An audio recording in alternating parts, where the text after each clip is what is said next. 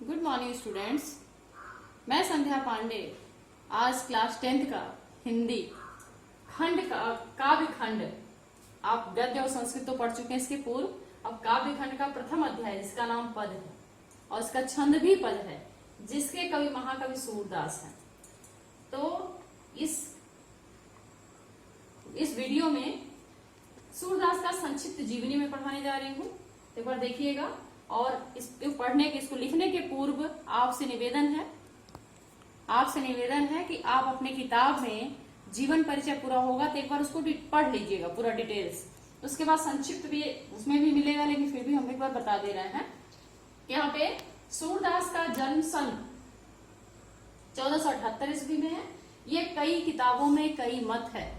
इनके जन्म के समय उतना प्रमाणित जन्म सन नहीं माना जाता है, लेकिन कुछ सर्वसम्मत माना जाता है। तो 1400 से 1500 के आसपास जो भी सन जिस किताब में होगा वो मान्य होगा। फिर भी एक बार देख लीजिए कि 1478 है।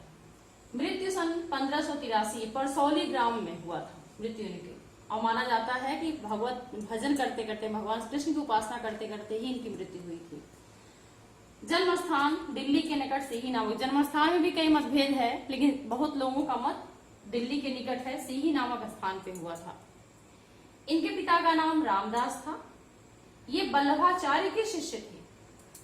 शिष्य किसके थे? वल्लभाचार्य के।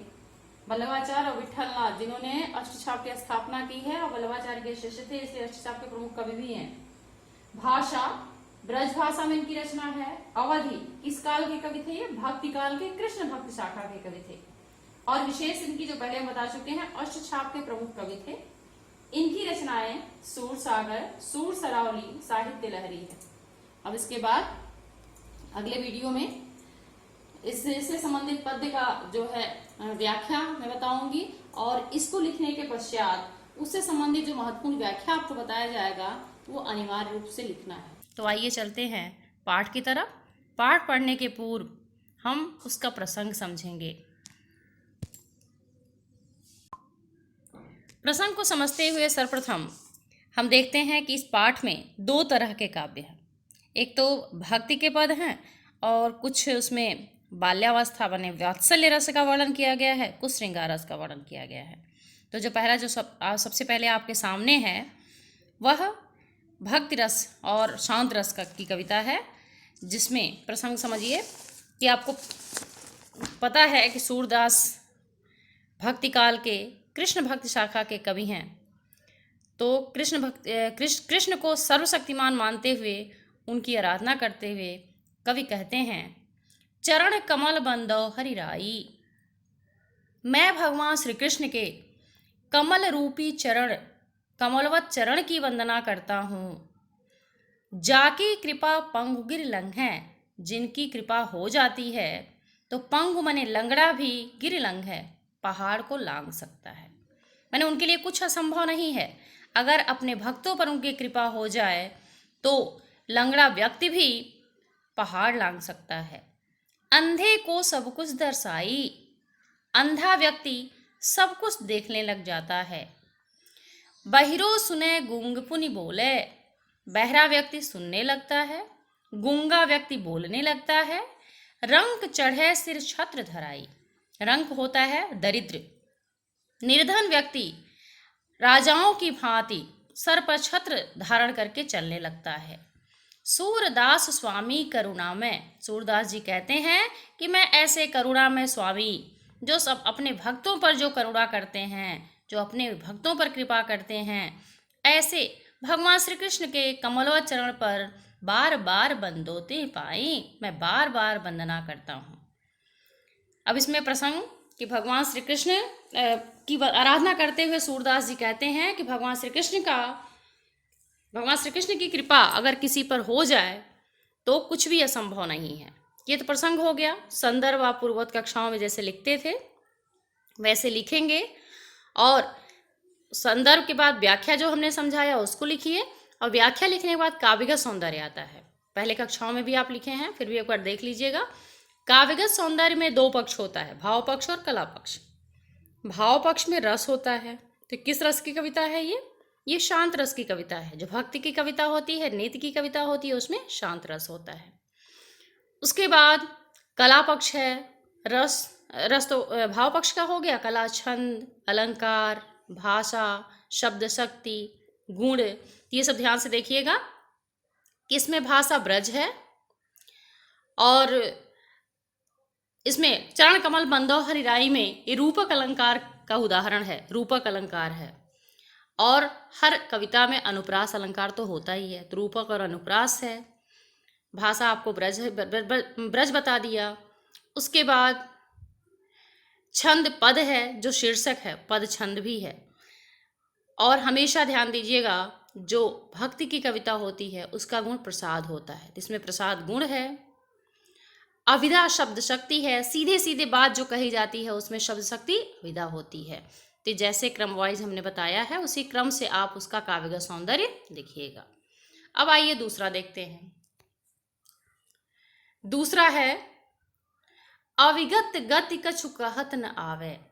अब इसमें सूरदास जो कि माना जाता है कबीर के समकक्ष हैं, तो वो प्रारंभ में कुछ निर्गुण भक्ति शाखा की आराधना करने में उस तरह की रचनाएं तो खैर नहीं किए, आराधना किए। और उसकी कठिनता को समझते हुए वे कहते हैं कि यदि निर्गुण ब्रह्म की उपासना व्यक्ति करता है तो उसकी स्थिति वैसी ही है जैसे अविगत गति कछु कहत न आवे। उसके हृदय में ईश्वर का आनंद तो होता है, ईश्वर प्राप्ति का आनंद होता है, लेकिन वह कुछ व्यक्त नहीं कर पाता। उसकी स्थिति ज्यों गूंगे मीठे फल को रस अंतर्गत ही भावे। जैसे गूंगे व्यक्ति को मीठा फल दे दिया जाए, अंदर ही अंदर उस मीठे फल का स्वाद उसे आनंदित करे, लेकिन परम स्वाद सब ही जो निरंतर अमित तोष उपजाए, माने उसका स्वाद जो है अंदर ही अंदर उसे अमृत के समान संतुष्ट करे, लेकिन वह किसी व्यक्ति से माने उस शब्दों में उसको बयां नहीं कर सकता, शब्दों में उसे व्यक्त नहीं कर सकता। उसी प्रकार निर्गुण ब्रह्म है।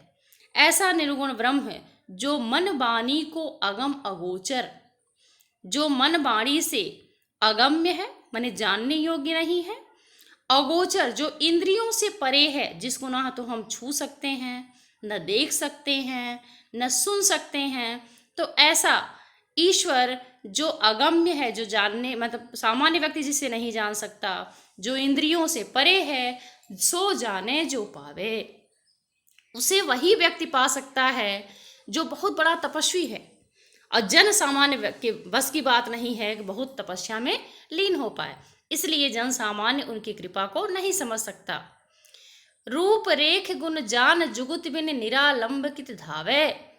ऐसा ब्रह्म जिसका न रूप है, न आकृति है, न कोई गुण है, न जाति है, और इसके बिना निरालंब कित धावे, बिना अवलंब, बिना सहारा के व्यक्ति किधर जाए।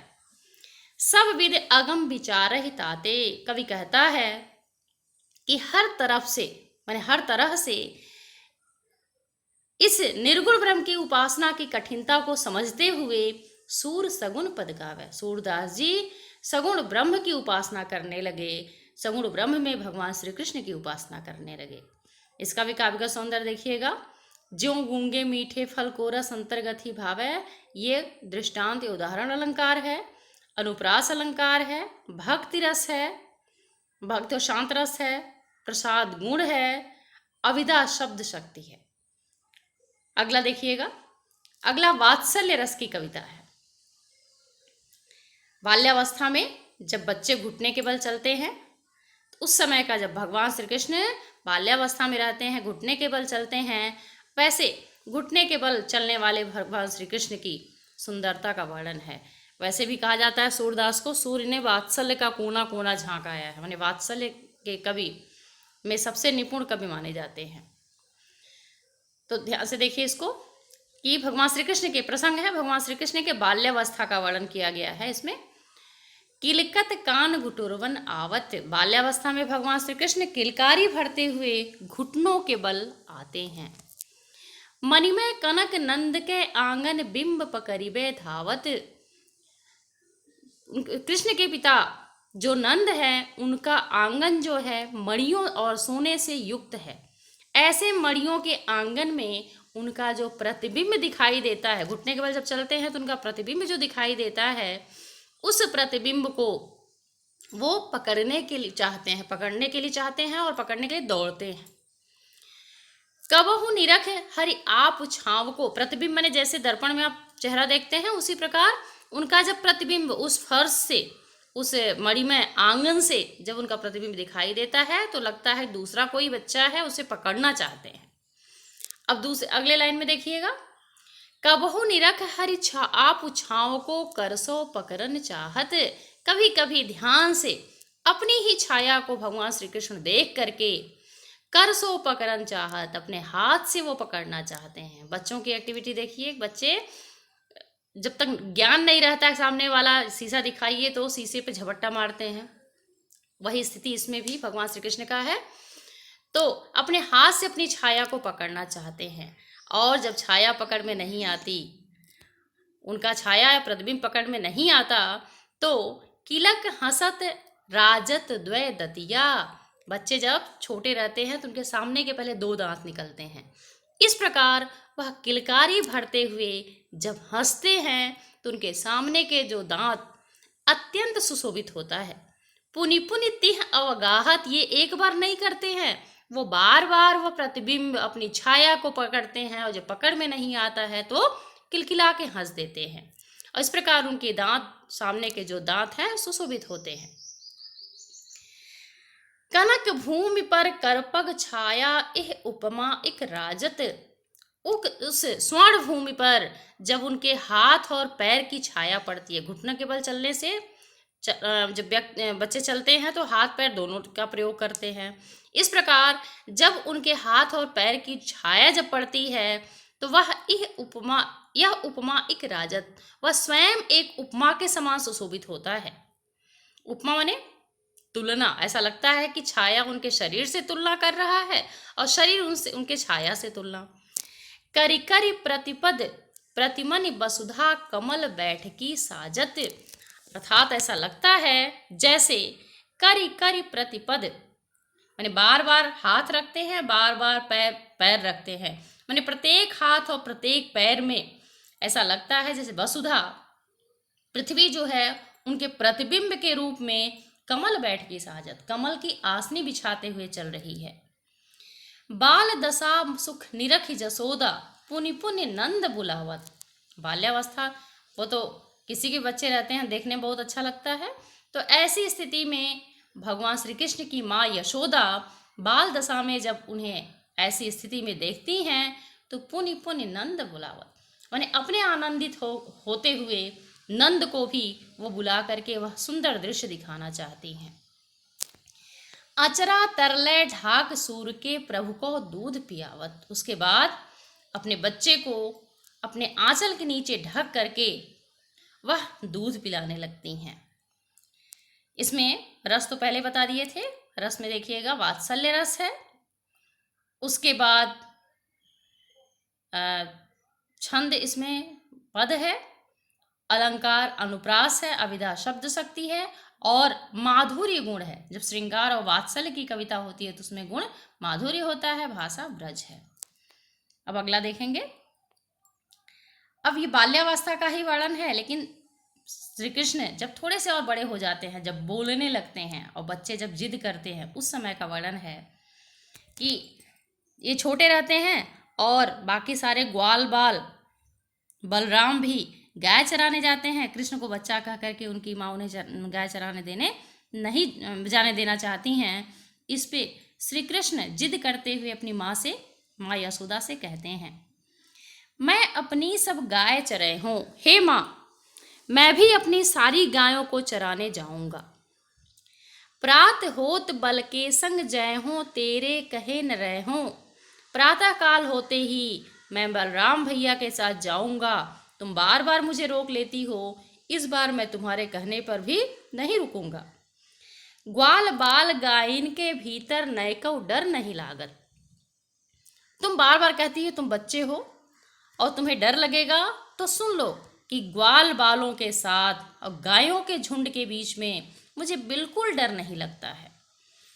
आज न सोहो नंद दुहाई, रोज ऐसा कह करके मुझे रोक लेती हो कि ठीक है सो जाओ, सवेरे जगा दूंगी, लेकिन सवेरे सब लोग चले जाते हैं, मैं सोता रह जाता हूँ। इस प्रकार मैं बाबा नंद की दुहाई देकर कहता हूँ कि आज पूरी रात्रि मैं नहीं सोऊंगा, रैन रहूंगो जागत, और मैं पूरी रात्रि जागरण करूंगा। और ग्वाल सब गाय चरे हों, मैं घर बैठूं रहियो, और सब ग्वाल बाल जितने सब गाय चराने जाएंगे और मैं ही घर में बैठा रहूं। सूर श्याम तुम सोई रहो, अब प्रात जान में दे हो। इस प्रकार उनके जिद करने पर माँ यशोदा कहती हैं कि हे बेटे तुम सो जाओ, प्रातः काल होते ही मैं तुम्हें जगा दूंगी, तुम अपने गायों को चराने जाना।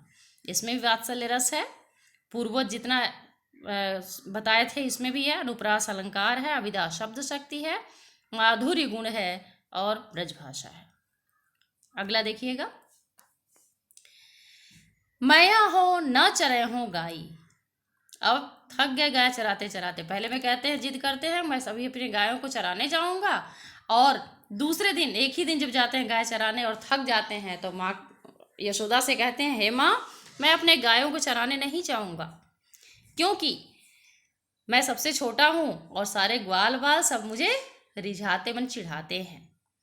अगला देखिए लाइन, सिगरे ग्वाल घिरावत मोसो मेरे पाई पिराई। जितने ग्वाल बाल हैं सब एक जगह झुंड बना के बैठ जाते हैं और मैं छोटा हूँ, मेरे हाथ में डंडा दे देते हैं और सारे इधर उधर जाते हुए गायों को पकड़ कर लाने के लिए बोलते हैं, माने घिराने के लिए बोलते हैं।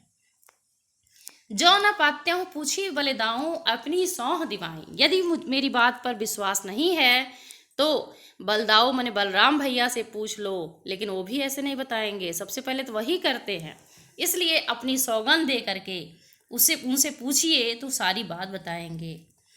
यह सुने माई जसोदा ग्वालिनी, गारी देत रिसाई। यह सुन करके माँ यशोदा सभी ग्वाल वालों को चिढ़ करके बोलने लगती हैं, गाली देने लगती हैं और कहती हैं मैं पठवती अपने लड़िका को आवे मन बहराई।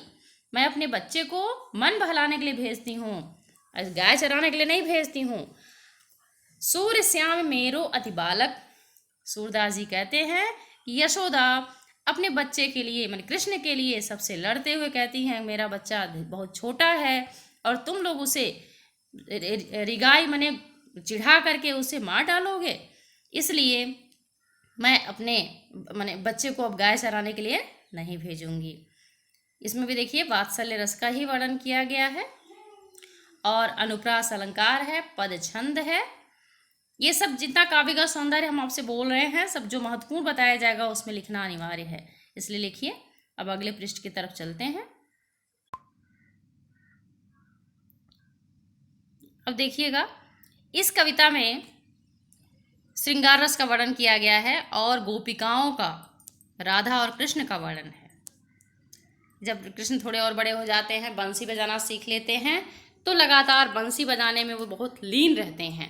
इस पे गोपिकाएं उनकी बंसी से चिढ़ती हैं और चिढ़ते हुए एक योजना बनाती हैं आपस में। जितनी गोपिकाएं एक योजना बनाती हैं और क्या कहती हैं, सखीरी मुरली लीजे चोरी। हे सखियों, यह जो मुरली है, यह बंसी है, यह कृष्ण को अपने बस में कर ली है, इसलिए इसे हम लोग चुरा ही लेते हैं, क्योंकि जिन गोपाल किन्ह अपने बस प्रीत सवन की तोरी। जिस मुरली ने, जिस बंसी ने भगवान श्री कृष्ण को अपने बस में कर लिया है, हम लोगों का प्रेम जो है उसे किनारे करके यह बंसी अपने बस में भगवान श्री कृष्ण को कर ली है। छिन एक घर भीतर निसबासर, धरत न कबहू छोर। यह बंसी की ऐसी मोहिनी है कि एक क्षण भी वह अपने से दूर नहीं करते, घर के अंदर रहें या बाहर रहें, रात्रि रहे या दिन रहे, कभी भी उस बंसी को छोड़ते नहीं हैं। कबहू कर कबहू अधरनि कट कबहू खोसत जोरी। कभी वह अपने हाथ में लेते हैं, कभी वो अपने होठों से लगाते हैं और कबहू खोसत जोर, कभी अपने कमर में खोस लेते हैं। ना जानो कछ मेल मोहनी, राखे अंग अंग भोरी। न जाने यह इस बंसी ने कौन सी मोहनी भगवान श्री कृष्ण पे डाल रखी है कि वो अपने अंग अंग से लगा कर उस बंसी को रखते हैं। सूरदास प्रभु को मन सजनी बांध्यो राग की डोर। सूरदास जी कहते हैं कि इस बंसी गोपिकाएं बंसी से चिढ़ते हुए कहती हैं कि न मालूम यह कौन सी मोहिनी डाल रखी है कि भगवान श्री कृष्ण को अपने प्रेम की डोरी में, धागे में वो बांध रखी है। इस प्रकार इस जड़ को ही समाप्त कर दिया जाए और बंसी को चुरा लिया जाए। इसमें संयोग श्रृंगार रस है। अगला देखिएगा, अब यहाँ वियोग श्रृंगार रस का वर्णन किया गया है। भगवान श्री कृष्ण जब गोकुल से मथुरा चले जाते हैं तो अपने मन की व्यथा, ऐसा नहीं है कि यहाँ गोपिकाएं हैं या ब्रजवासी ही उनके लिए परेशान हैं, कृष्ण को भी यहाँ की याद आती है। इसलिए उद्धव जो उनके मित्र हैं, परम मित्र हैं, जो योगी और ज्ञानी हैं, ऐसे उद्धव से अपने मन की व्यथा को कहते हुए कृष्ण कहते हैं, उद्धव मोहि ब्रज बिसरत नाही। हे उद्धव, मुझे ब्रज भूलता नहीं है। वृंदावन गोकुल वन उपवन सघन कुंज की छाही। वह वृंदावन, वह गोकुल का वन और उपवन माने जंगल और बागीचा, सघन कुंज की छाही, घने कुंजों की छाया। प्रात समय माता जसुमति अरु नंद देखी सुख पावत। जैसे ही प्रातः काल होता था, माँ यशोदा और बाबा नंद को देखकर मेरा मन प्रसन्न होता था। माखन रोटी दह्यो सजायो अतिहित साथ खवावत। माखन रोटी और सजा दही यह मैं बहुत प्रेम से खाता था। गोपी ग्वाल बाल संग खेलत सब दिन हंसत सिरात। गोपियों और ग्वाल बालों के साथ पूरे दिन मैं खेलता रहता था, पूरा दिन हमारा हंसी और खेलने में ही जाता था। सूरदास धन धन ब्रजवासी जिनके हित जगदार। तो सूरदास जी कहते हैं कि ऐसे ब्रजवासी धन्य हैं जिनके हितकारी स्वयं करुणा निधान भगवान श्री कृष्ण हैं। यहाँ वियोग श्रृंगार रस है। वियोग श्रृंगार रस ही है क्योंकि ब्रज के साथ साथ गोपिकाओं को, ग्वाल बालों को भी याद करते हैं।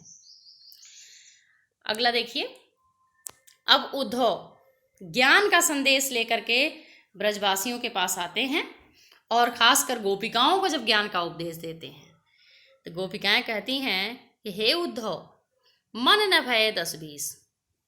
अब इसका एक प्रसंग है, प्रसंग बताएंगे बहुत लंबा हो जाएगा, बस ये प्रसंग इसमें लिखिएगा कि वह ज्ञान का उपदेश देने के लिए गोपिकाओं के पास आते हैं और ये कहते हैं कि योग का अभ्यास आप करें तो आपको सुख और शांति मिलेगी। जिस पे गोपिकाएं प्रत्युत्तर देते हुए कहती हैं, हे उद्धव, हमारे पास 10-20 मन नहीं है। एक हुतो सो गयो श्याम संग को और राधे ईस। आप निराकार निर्गुण ब्रह्म की उपासना करने की बात करते हैं, तो हमारे पास एक ही मन था, तो भगवान श्री कृष्ण के साथ चला गया। अब हम किस मन से दूसरे ईश्वर को याद करें। इंद्रिय शिथिल भई केशव बिन ज्यों देही बिन शीस। हमारी इंद्रियां भगवान श्री कृष्ण के बिना उसी प्रकार थक चुकी हैं जिस प्रकार आत्मा के बिना शीस मने सर का कोई अस्तित्व नहीं रहता। हमारी इंद्रियां उसी प्रकार भगवान श्री कृष्ण के बिना समाप्त हो गई हैं, थक चुकी हैं, जैसे आत्मा के बिना शरीर और शीस का कोई महत्व नहीं होता। आशा लाग रहति तन श्वासा जीवत कोट वरीस। यह उम्मीद, यह इस आशा में हमारे श्वास चल रहे हैं कि भगवान श्री कृष्ण कभी न कभी हमारे पास आएंगे, हमसे मिलने आएंगे, और इस आशा में हम करोड़ों वर्षों तक जीवित रह सकते हैं। तुम तो सखा श्याम सुंदर के सकल जोग के ईस। हे उद्धव, आप तो भगवान श्री कृष्ण के सखा हैं और सकल जोग के, सब संपूर्ण योग के देवता हैं। तो ये भी जान सकते हैं, सूर हमारे नंद नंदन बिन। ये भी जान लीजिए हे उद्धव, नंद के नंदन मन भगवान श्री कृष्ण के बिना हमारे लिए संसार में कोई भी जगदीश, कोई भी ईश्वर नहीं है। इसलिए अपना ज्ञान जहाँ से लाए हैं वही लेकर वापस चले जाएं। इसका काव्य का सौंदर्य देखिएगा। काव्य का सौंदर्य अर्थ समझ में आ गया ना, कि गोपिकाएं उद्धव से उलाहना देते हुए कहती है हमारे पास 10-20 मन नहीं है। एक मन था भगवान कृष्ण के साथ चला गया। अब हम किस मन से भगवान श्री कृष्ण की दूसरे देवता की आराधना करें? कृष्ण के बिना हमारा शरीर उसी प्रकार निर्जीव हो चुका है जैसे देही मने आत्मा के बिना शीश मने सर का अस्तित्व नहीं रहता। इस उम्मीद में हमारे तन में श्वास चल रहे हैं और कि भगवान श्री कृष्ण हमसे मिलेंगे और यह करोड़ों वर्षों तक चल सकते हैं। हे उद्धव, आप तो भगवान श्री कृष्ण के सखा हैं, इस प्रकार संपूर्ण योग के ईश्वर हैं। तो ये भी जान लीजिए कि सूर हमारे नंद नंदन में सूरदास जी कहते हैं, गोपिकाएं उद्धव से कहती हैं कि भगवान श्री कृष्ण के बिना हमारे और कोई देवता नहीं है। इसमें वियोग श्रृंगार रस का वर्णन किया गया है और आगे की कविता की व्याख्या हम पढ़ते हैं। इसके पूर्व 8 पद हम पढ़ा चुके थे। यहाँ 9वां पद देखिएगा। ऊधो जाह तुम्हि हम जाने, श्याम तुम्हि यहाँ ह्यो नहीं पठायो, तुम तो बीच भुलाने। ब्रज नारिन सो जोग कहत हो, बात न कहत लजाने। बड़े लोग न विवेक हम तुम्हारे, ऐसे भय अयाने। गोपिकाएं उद्धव से उलाहना देते हुए कहती हैं। सबसे पहले उद्धव उनको क्या कहते हैं? निर्गुण ब्रह्म की उपासना करने के लिए। अब गोपिकाओं का उम्मीद जब उद्धव को देखती हैं सोचती हैं कृष्ण का संदेश लाए होंगे। तो गोपिकाएं उद्धव से कहती हैं, हे उद्धव, जाह तुम्हि हम जाने, जाओ तुम्हें हमने जान लिया है। श्याम तुम्हि यहाँ नहीं पठायो, तुम हो बीच भुलाने। हमें पता है कि भगवान श्री कृष्ण ने तुम्हें यहाँ नहीं भेजा, तुम बीच में ही आते आते कहीं रास्ता भटक गए थे और यहाँ चले आए। क्योंकि ब्रज नारिन सो जोग कहत हो, बात न कहत लजाने। ब्रज की नारियों से, अबला नारियों से तुम योग की बात कहते हो और यह बात कहते हुए तुम्हें लाज भी नहीं आ रही। बड़े लोग न विवेक तुम्हारे, ऐसे भय अयाने। हम तो आपको समझदार समझते थे, लेकिन आप बड़े हो करके विवेकवान नहीं लगते, अर्थात आपका विवेक समाप्त हो चुका है। आप एकदम अज्ञानियों की भांति व्यवहार कर रहे हैं। हमसो कही लई हम सहके, जे गुण लेह सयाने। हे उद्धव, यह बात आपने हमसे कही और हमने सह भी लिया।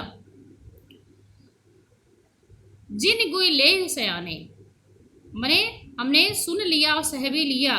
कह अबला कह दशा दिगंबर, मस्ट करो पहचान। तो सुनने के बाद आप मेरी बात का जवाब दीजिए कि हम कहाँ अबला स्त्रियां और कहाँ 10 दिशाओं में बसने वाले वह दिगंबर निर्गुण ब्रह्म, मस्ट करो पहचाने। अब आप ही बताइए कि किस प्रकार हम ऐसे ब्रह्म को पहचान पाए। साच कहो तुमरो अपनी सो, बूझत बात निदाने। हे उद्धव, सच्ची सच्ची कहिएगा कि तुम्हें, माने आपको अपनी सौगंध है, बूझत बात निदाने, माने हम आपसे एक बात पूछते हैं कि उस बात का आप जब जवाब दीजिएगा तो सही सही दीजिएगा। सूर्य श्याम जब तुम ही पठायो, तब नय कह मुस्काने। क्या भगवान श्री कृष्ण ने जब आपको यहाँ भेजा था तो भेजते समय क्या थोड़ा मुस्कुराए थे? अर्थात यह तो निश्चित था कि आपको मूर्ख बनाने के लिए उन्होंने यहाँ पे भेजा है। अब अगला देखिएगा कि जैसा कि पहले भी बताया गया है, उद्धव निर्गुण ब्रह्म की उपासना करने की बात कहते हैं। गोपिकाएं उसके कहती हैं, हे उद्धव, निर्गुण कौन देश को वासी। जिस निर्गुण की बात आप कहते हैं, निर्गुण ब्रह्म की बात कहते हैं, आप बताइए वह निर्गुण ब्रह्म कौन से देश में निवास करने वाला है। मधुकर कह समझाई सौदे, बूझत साँच न हासी। हे मधुकर, हे उद्धव, आप इस बात को समझाकर हमें बताइए। बूझत साँच न हासी, यह सच सच है, हम हंसी मजाक नहीं कर रहे। को है जनक, कौन है जननी, कौन नारी को दासी। क्योंकि जिस ईश्वर की हम उपासना करते हैं उसके पिता का भी नाम जानते हैं, माता का भी नाम जानते हैं, उनकी दासियों की भी नाम जानते हैं। इसलिए हे उद्धव, आप हमसे बताइए कि उस निर्गुण ब्रह्म का पिता कौन है, उसकी माता कौन है उसकी पत्नी कौन है और उसकी दासी कौन है। कैसो वरन वेश है, कैसो किह रस में अभिलाषी। उनका रंग कैसा है, वेशभूषा कैसा है, अर्थात वह क्या पहनते हैं। किह रस में अभिलाषी, मैं किस रस में ऐसे ईश्वर की अभिलाषा करूं, इच्छा करूं। पावेंगो पुनि कियो आपनो, जोर करेंगो गासी। हाँ हे उद्धव, पावेंगो पुनि कियो आपनो, जोर करेंगो गासी। यदि आप हमसे गासी माने छल कपट करेंगे तो निश्चित रूप से उसका परिणाम आपको भुगतना पड़ेगा। सुनत मौन वे रहियो बावरो, सुन सबे मत नासी। इस प्रकार वे उद्धव गोपिकाओं की ऐसे तर्कपूर्ण बातों को सुन करके वह मौन धारण कर लेते हैं और उनकी जितनी बुद्धि वो लेके आए हैं सब नष्ट हो जाता है। समझ में आ गया। गोपिकाएं ऐसे निर्गुण ब्रह्म का पता पूछ रही हैं जिसका संदेश लेकर के उद्धव उनके पास आए हैं। समझ में आ गया। इस प्रकार उनकी सारी बात को सुन करके उनके पास कोई तर्क बच ही नहीं पाता, रह ही नहीं जाता। उनका सारा तर्क, सारी बुद्धि उस गोपिकाओं के प्रेम के आगे, ईश्वर के प्रेम, भगवान श्री कृष्ण के प्रेम के आगे सब समाप्त हो जाता है। अगला देखिए, संदेशो देवकी सो कहियो। अब उद्धव यहाँ संदेश लेकर आए और पुनः वह गोकुल से मथुरा जाने की तैयारी कर रहे हैं और जाते समय यशोदा का संदेश देवकी के लिए है, भगवान श्री कृष्ण के लिए। तो यशोदा देवकी के लिए संदेश भेजते हुए उद्धव से कहती है, उद्धव संदेशो देवकी सो कहियो, मेरा भी संदेश जा करके देवकी से कह देना। हाँ तो धाय तुम्हारे सुत की मया करत ही रहियो। वैसे कहने के लिए तो मैं तुम्हारे पुत्र की धाय माने धारण करने वाली माँ थी, मैं सगी माँ नहीं, धाय माँ थी अर्थात धारण करने वाली माँ थी। फिर भी मया करत ही रहियो, मैं अपने सगी माँ से कम ममता नहीं मैंने दिया। यद्यपि टेव तुम जानत उनकी तो मोही कही आवे। यदि मुझे पता है कितने दिन से वह देवकी भी उनके टेव माने आदतें जानती होंगी, फिर भी मैं कहने से पीछे नहीं हटूंगी कि प्रात होत मेरे लार लड़ैते, माखन रोटी भावे। ज्यों ही प्रातः काल होता था, मेरा लाडला लाल कृष्ण जो था उसे माखन रोटी खाने की इच्छा होती थी या माखन रोटी खाना पसंद करता था। तेल उपटनो अरु तातो जल ताहि देखि भज ताजे जाते। और तेल उपटन और तातो जल माने गर्म जल देख करके दूर से ही वो भाग जाता था। जोई जोई मांगत सोई सोई देती, क्रम क्रम कही के नहाते। मैंने जो जो नहाने के लिए जो भी वो मांगता था वो मैं देती थी। इस प्रकार क्रम से धीरे धीरे तेल लगा कर, उपटन लगा करके और गर्म जल से उसे नहलाती थी। सूर पथिक सुन मौन रैन दिन, बड़े रहत उर सोच। सूरदास जी कहते हैं कि यशोदा उद्धव से कहती है कि हे उद्धव, यह सोच करके दिन रात मेरे हृदय में चिंता बनी रहती है कि मेरो अलग लड़े तो मोहन भय कर संकोच। मेरा लाडला मोहन वहाँ जा कर के किसी बात के लिए संकोच न करता हो, इसलिए उसकी आदतें जा कर के मेरा संदेश देवकी से उनकी आदतों के बारे में कह देना। इसमें वात्सल्य रस है। और महत्वपूर्ण में हम आपको बता दें कि इस अभी जो पढ़ाए हैं इसमें से निर्गुण कौन देश को बासी, इसकी व्याख्या लिखनी है आपको। संदर्भ, प्रसंग, व्याख्या और काव्यगत सौंदर्य। तो इसमें काव्यगत सौंदर्य पर देख लीजिएगा, इसका रस जो है शांत रस है और शांत रस में प्रसाद गुण होता है। भाषा ब्रज भाषा है, छंद इसका पद है और अविधा शब्द शक्ति। अविधा शब्द शक्ति उसे कहते हैं जहाँ सीधे सीधे अर्थ समझ में आ जाए, किसी अर्थ को समझने के लिए किसी और चीज़ का सहारा न लेना पड़े। अब इसके पूर्व जो हमने पढ़ाया था उसमें आप ट्रिक लगा लीजिएगा कि उसमें चरण कमल बंदो हर्राई बहुत महत्वपूर्ण है, उसकी व्याख्या लिखने हैं। और एक और है अविगत गत कछु कहत न हवे, माने पहला दूसरा और इसके बाद 10वां, 3 का संदर्भ प्रसंग और व्याख्या तथा काव्य का सौंदर्य आपको कॉपी में लिखना है।